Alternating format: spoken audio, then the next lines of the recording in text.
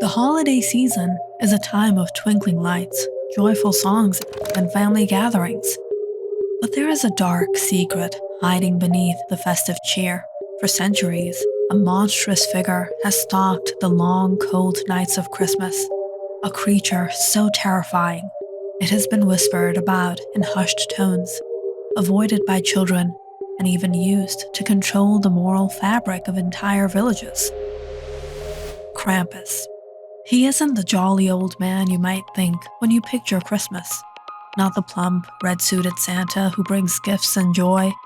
No.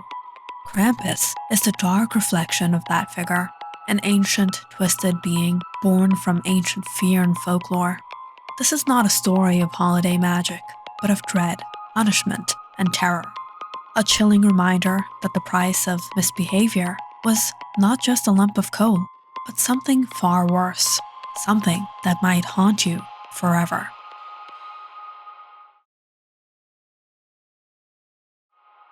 The sinister origins of Krampus. The tale of Krampus begins in the bitterly cold mountains of Central Europe, where winters stretch long and dark, and life was once harsh and unforgiving. In these remote villages, where the frost seemed to freeze time itself, the line between life and death was razor thin, and the shadows held far more than just the absence of light. It was here, in the Alpine regions, that Krampus took root, a creature of dark mythology whose origins predates Christianity itself. Krampus may have been born from the pagan tradition of the Perchten, spirits believed to roam the land during the winter months, punishing the wicked and cleansing the earth. But as Christianity spread across Europe, these ancient fears and spirits morphed into something darker still. The Christian version of Krampus, a horned, cloven-hooved monster with glowing red eyes and a devilish grin, became a shadowy counterpart of Saint Nicholas, the bringer of gifts. But unlike Santa's warm embrace, Krampus was the embodiment of cold, dark punishment. The very name Krampus comes from the German word Krampen, meaning claw, hinting at the terrifying predatory nature of this fiend. While Saint Nicholas would reward good children with gifts, Krampus had another plan for those who had misbehaved. In some versions of the myth, Krampus would steal children away in a large sack or basket, never to be seen again. He was rumored to beat the children with bundles of birch twigs and even drag them down to hell. But these stories were not just tales told around campfires. They were used as real psychological tools by parents, threats meant to keep children in line. Fear was a powerful motivator. The line between myth and reality was often blurred, and some believed Krampus was no mere ghost story, but a living creature lurking just out of sight, waiting to snatch those who strayed too far from the path. Krampus's dark acts.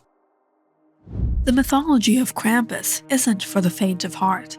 It's a story steeped in terror, violence, and even cannibalism. Krampus was no mere prankster.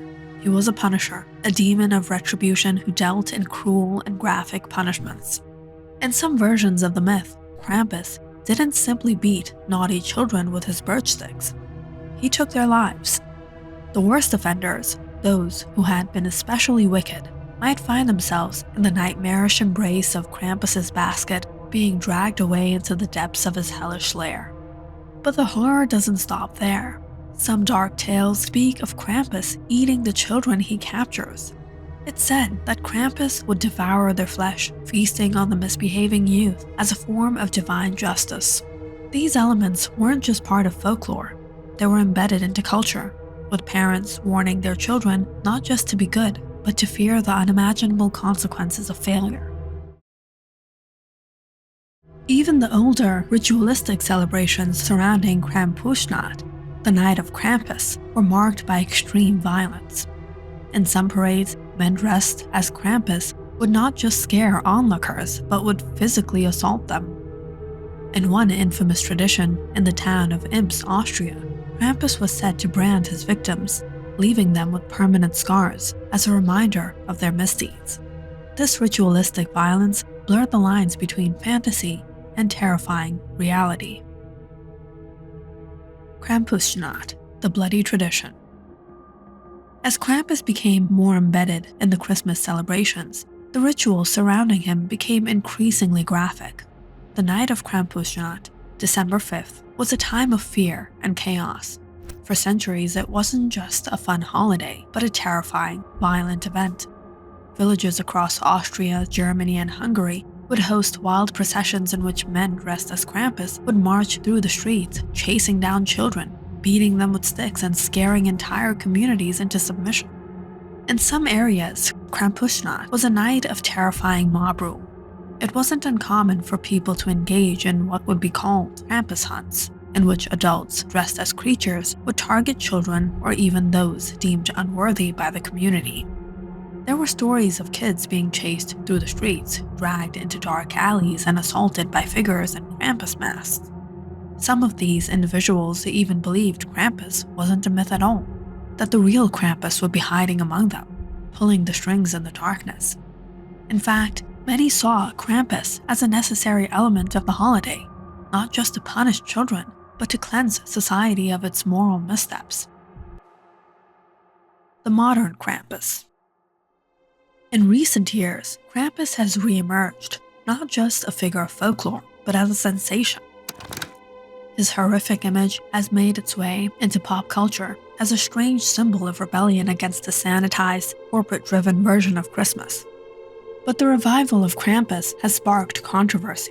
Many argue that his resurgence as a holiday character is a disturbing twist. In 2015, the horror film Krampus hit theaters, bringing the creature's dark legacy to mainstream audiences. Yet, even in this new cinematic retelling, the elements of cruelty, child punishment, and terror were played for thrills. This was no longer about just folklore. Krampus was now marketed as a source of entertainment, further distancing the myth from its horrifying origins. But could it be that this shift from fearsome legend to pop culture icon is trivializing the very essence of the creature? There are some who argue that Krampus's revival is a disturbing commentary on how society has increasingly become desensitized to violence. As holiday celebrations grow more commercialized, people are returning to the primal, shocking roots of Christmas myths, seeking thrills in tales of blood, torment, and horror. The question remains, is this return of Krampus merely a passing trend, or is it a sign of something darker, taking root in our collective psyche? So as we gather around our Christmas trees, exchanging gifts and enjoying the warmth of the season, we must remember that Christmas has always had a shadow. Behind the twinkling lights and cheerful songs lies a myth that was once rooted in terror, a myth that warned children to behave or risk being taken by Krampus. He's the embodiment of punishment, fear, and the darker side of the human experience. His resurgence in modern times may be a curious cultural phenomenon, but one must wonder if we're returning to something far darker. So as you hang your stockings by the chimney this year, remember, the spirit of Krampus is still out there, waiting, watching. The true terror of Christmas may not be what you think it is.